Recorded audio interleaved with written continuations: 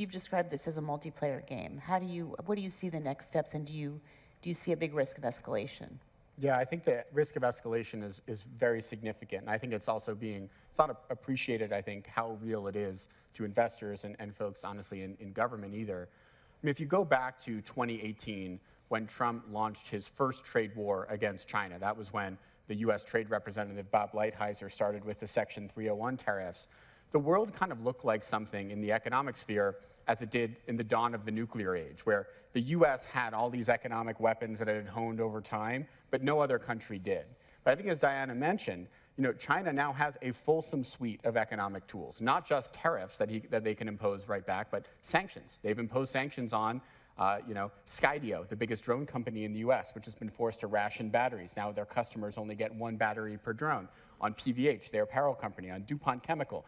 These are not tariffs. These are actually US companies who are being sanctioned by China. We've also obviously heard about export controls. There have been panels here about the fact that in the US we're highly vulnerable to them because China is processing 99% of some of the most important critical minerals that we depend on from everything from ammunition to computer chips.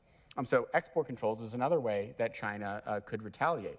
And by the way, it's not just China, right? I mean, the European Union spent the last several years honing its ability to impose sanctions at the behest, frankly, of the Biden administration to try to get the Europeans to take more of the share of the burden on the Ukraine issue.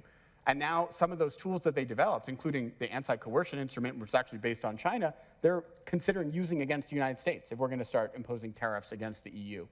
So I worry that investors, when they look at the trade war, all they're doing is tracking what Trump says and is saying, okay, well, it seems like we're now past peak tariff.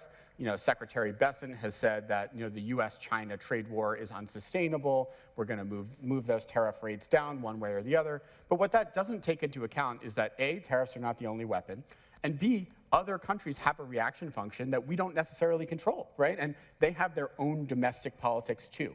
And so it's very possible that we could have an unintended escalation between the US and China, or the US and Europe, or even Japan. And one of the news stories that caught my eye in the last week was the Japanese trade negotiator mentioning that Japan's holdings of US treasuries could be a card to play in trade negotiations. I mean, these are other countries thinking about how to weaponize their own choke points against the United States.